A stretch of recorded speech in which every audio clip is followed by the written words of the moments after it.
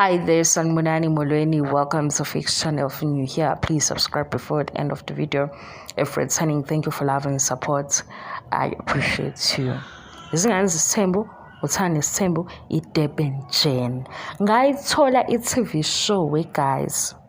Angithi lana phela sethi umndeni wakabiyela ufuna ukutshontsha udumo womseliku. Hawu! Cha, nami ngiyababaza. Guys, iDurban Gen. Usisizo Mdola Biyela wayemetron laphayana ephethe isibhedlela elingisake. Ayenze sasho ukuthi uyaphithizela usomabhizinisi. Mayephithizela usomabhizinisi nomndeni wakhe kuzolandela ke eduze kwakhe benze okwenzakalayo njengoba sibabona ku social media. Kodwa nayi into engifuna ukunixoxela yona ngeDurban Gen ke nomseleku noMakhumalo bahlangana. Yazi sibabehlangane kwakwenzisana kwakumshado. How? It's khona isisho sesingisi esisho ukuthi into mhlambe yake eseke angisho leso ukuthi abantu abake bahlangana bazophinde behlangana lapha yakuyiDurban Gen Makhumalo nobaba uMseleku babe khona ezama guests emshadweni bemenyiwe bavela njenge TV show ngoba phela ngithi bavelele nabo uMseleku bona bafika nje njengomseleku bakuthanda ngesimbo kodwa kwakumenywe uMakhumalo noma uMseleku bafika emshadweni semshadweni angithi phela manje nakho kunoshuni ukuthi uya actor ngoba amahle ku act umshado njengoba uSibindi evela kuba amahle uamahle ukhokheliwe sebeyiphindwa kwesibili lento kunjalo guys baphindwa kwesibili ukuthi belingise emshadweni ngoba uSibindi uselingisa nengane yakubuka Sisuze Mdola balingisa into esamshado lapha yaku TV uMakhumalo nobaba uMseleku babevele emshadweni bemenywe iTV show la kukhona uZimdola sengisho ukuthi asiqale kubabona siyabaza yabona le TV show yahlala isikhathi esinganani ku TV angikhumbuli ke ngoba nami ngangiyibuka ngibuye ngayibuki kodwa nje ngalolu suku uMakhumalo nobaba uMseleku beyakhona basimemezela la iTV wasitshela wathi qagelani ukuthi kuzabani kuDurban Gen bazobe besemshadweni angazanga ke noma bafike bakhuluma yini kodwa ke lo yamshado wangasona isithembu kwakumshado nje How guys bukani futhi nakho sekulapha kwiscandal lo dade wayeshada kuDurban Gen lo abazomtshela ngesithembu ubaba uMseleku uzobe khona abantu abasebenza la ku-entertainment industry bahamba beshayisana ngeyifuba bahlezi behlangana ukuthi kuqondene ke manje sekuhlangene uSibindi engane yaMseleku wazohlangana nengane yakubuka Zimdola. How? Kwaze waqondana ukuthi ba-act umshado ba-actor balingisa emshadweni Makhumalo nobaba uMseleku phela ngoba lapha kwi-TV vele suke sazi ukuthi umshado we-TV akusiwo owangempela ngapha izingane zesithembu nangu uSibindi sezo-actor nengane yabo. Guys akumnandi ku social media ngale chaos lelo biyenzeka le kahle yazi ngicela ukutshela ukuthini uSibindi ukwazile ukwenza into ezokhulumisa abantu kodwa into esingayazi ukuthi iyiphi eyiqiniso manje nebe ngixoxela ukuthi bake bahlangana before besemshadweni mhlawumbe kuzophinde kwenzeke futhi behlangane ke emshadweni abazobe bewu-act umshado kaSibindi noAmahle khona futhi othena ayibo owa Amahle umshado mhlawumbe uyoba nje intwana yomndeni lo abayo-act ku TV bayo-act nje intwana yomndeni ngizokuxoxela wedade ngizokwenzela itiye elishisayo ngikuxoxele ngoba phela ivoice yami engiphoxayo neflu iphelile kodwa ngikhathele kodwa ngizokuxoxela hawu mina guys anosibuza nisiqhwebe yabo kuyaxoxa lana sekusho kuyashiwo ukuthi ke phela ku-Amahle ukhokheliwe futhi uAmahle udlala uhamba ey'nyathelweni za-anti uya-actor manje uAmahle u-actor noSibindi kanti noMseleku noMakhumalo bahamba bayovela nabo babe-act ngoba phela kwakungawona umshado wangempela kwakuwumshado weDurban Gen sebezophinde be-act kumshado wezingane zesithembu bephinde futhi be-act kuthandwe nesithembu. Hayibo, Amahle asimfundanga kahle na guys. Enye into engiyinakile lapha-ke sekukhulunywa storyline kwezingane zesithembu. Njalo niyangizwa ukuthi ngikhuluma ngomoya wokuhleba, ningabi serious. Kuthi Amahle akanikezanga lutho. Nisho? Hawu. I-meeting yokuqala eMzumbe ikhuluma ngengane ezolotsholwa. Niyangizwa ukuthi ngithini? Ayakafiki kodwa leyo ngane. I-meeting yokuqala nje. Ingane ezolotsholwa. Lo okhuluma lawo magama ubani? uTirelo, umamkhulu. Bayahamba laphayana bayodlala ngazi i-date and bani laba painter khona. uTirelo nomngane wakhe ukhuluma futhi ngengane ena 19 uTirelo. Phela bukani ukuthi Amahle kukhulunywe kaningangani ngaye kodwa ngithi akenzanga lutho.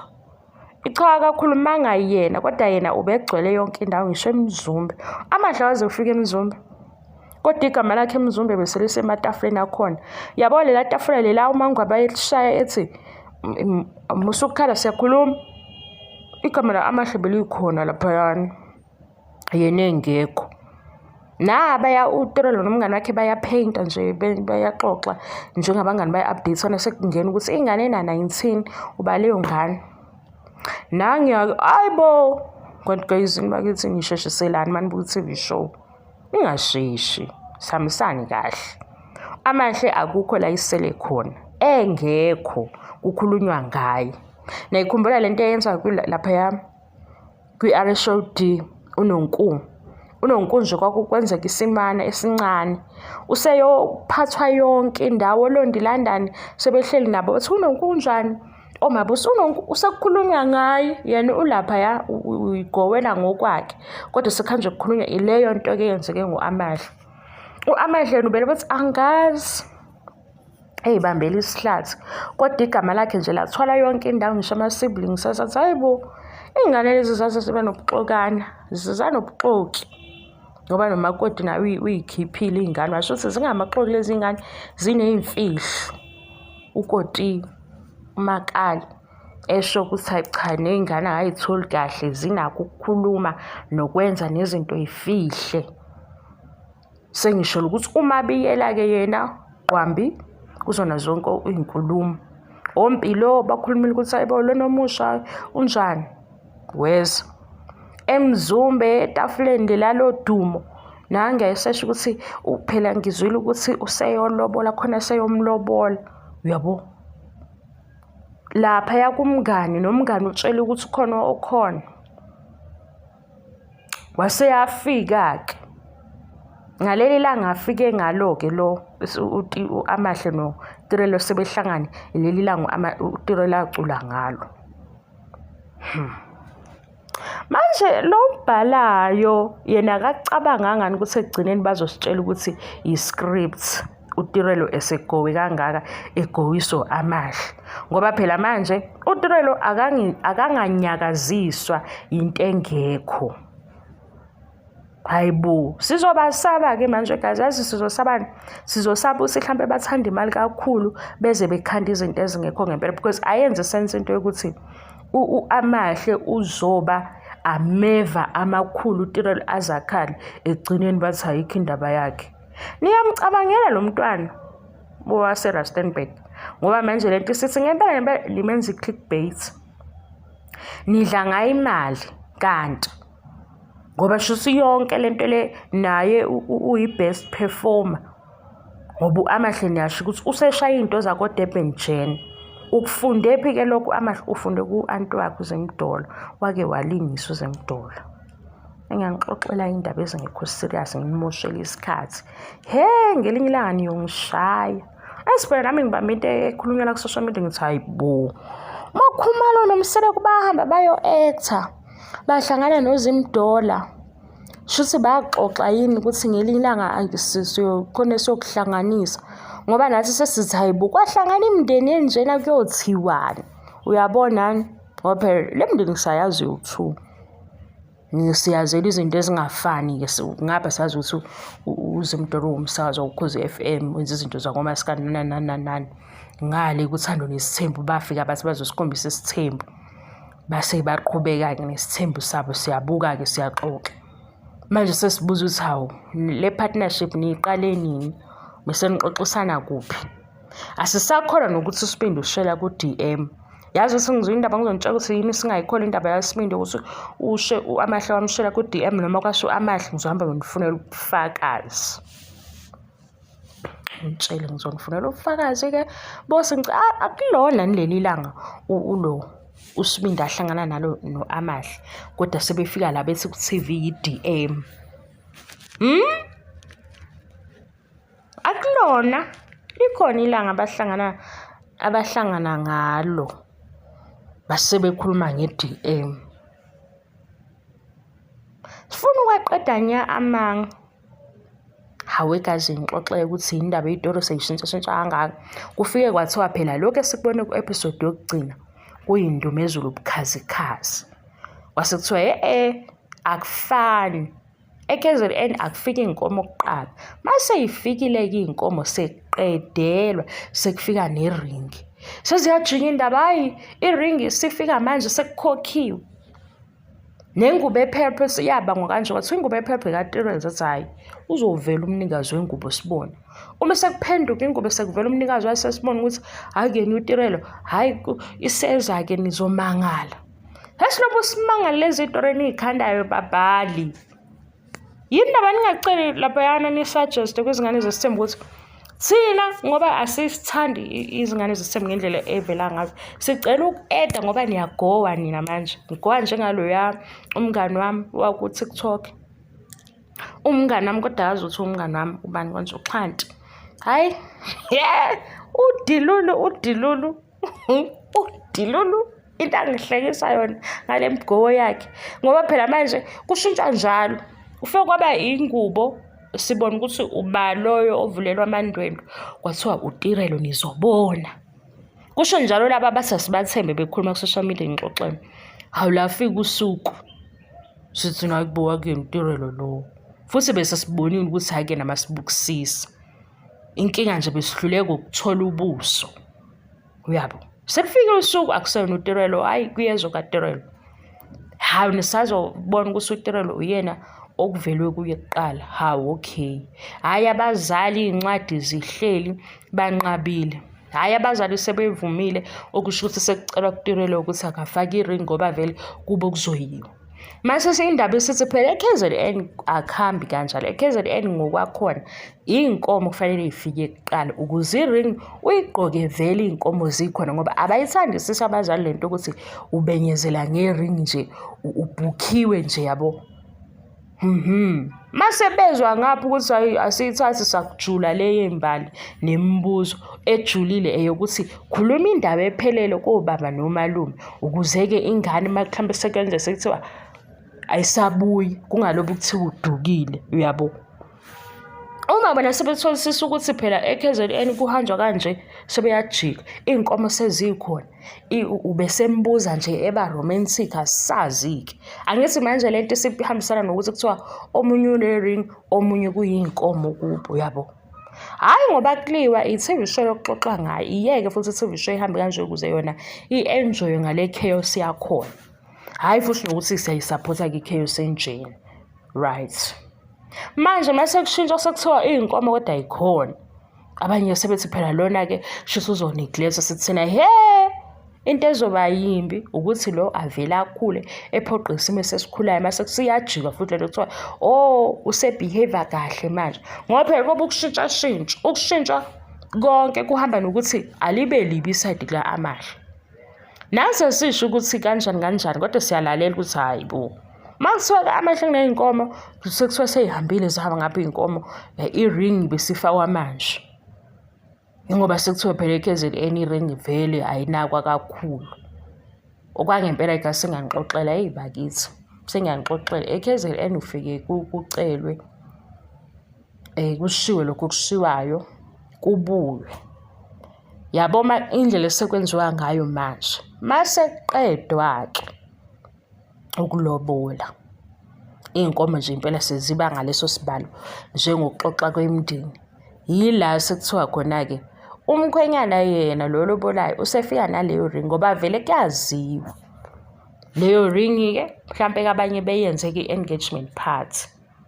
Lena yokuthi kuqalwe ngemibuzo mhlampe into eningabuzana nje yona niyihambela ukuthi nixoxelane ukuthi ngiyeza kini. Ngoba phela manje le yey'nkomo isuke isinika labo i-freedom yokuthi abajole ngokwazi kwayo emthethweni.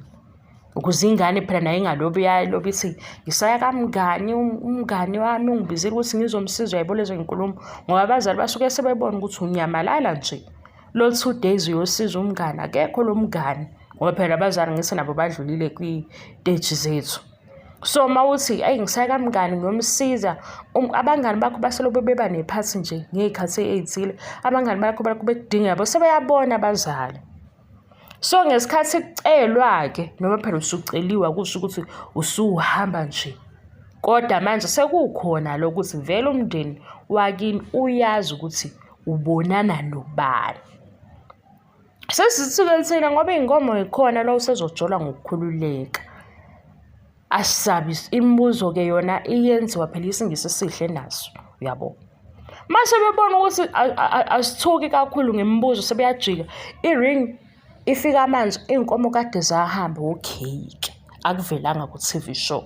Futhi kuyaqala ukuthi eMzumbe beyenze into bengayivezi ku-TV show ngoba uma ngabe sime ngomembeso ngoba vele awakaveli. Uma khwela kwayiwe sabona. Uma khumalo umembeso wavela sabona. Yini manje usekujika? Yabo i-Rustenburg yafika nokunye manje. Yafika yona-ke noshuna omunye-ke bakhuphuka ngolunye uhlelo lokufaka imali bazophithizela kakhulu bese siyasaba. Manje nje bese si-suggest ukuthi ayimsize umntwana nimnyise la kukhuluma khona kubhalwe phansi ngoba asimthole ukuthi uhlekani umfana ebebheda. Sisizana ingane. Imali ayize kodwa naye besizakala ngoba ngithi uyafunda. Mayefunda futhi siyambona ukuthi u-business minded ufuna ukwenza izinto eziningi. Lento le ye-TV show ayingamlahlisi i-direction kakhulu ngoba sibone ehleka sangaqonda ukuthi uhlekani. Sekuyithi esibabi manje ngoba sina sesinjani sesikhomba izinto ezingekho ngoba sinokukhathaza ukuthi hayi uhlekani yini esihlekisa ngoba akenzi kahle and siyabona ukuthi uyamthanda and leyo phathi-ke iyedabukisayo.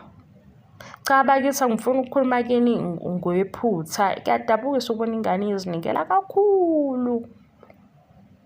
Yabo kungcono ukuzinikela kakhulu nomfana naye ezinikele yabo. Kumane kuthiwe nidlisene. Hayi kube ngathi khona odlile yedwa ngoba noma singazi phela ukuthi kudliwani. Kube ngathi khona osedlile into edliwayo ngoba sizosethi hayibo akamdlisanga. Ngisho ubaba sambone ehambe yokhuleka emndenini lapho kwagulwa khona. Ayikho into abalithelile ekudleni kwengane. Yabo sesiqama amanga ngoba sibona ukuthi imizwa yakhe yona mikhulu. Igxilile, inhliziyo ivumile, idelile konke ngayo umfana kaMsiliwe. Umfana yena wenze njani? Hayi. Energy kamfana. Hayi. Siyahleba into ehlebekayo-ke. Ningaphatheki kabi angikho serious. Ngiyahleba nje bye.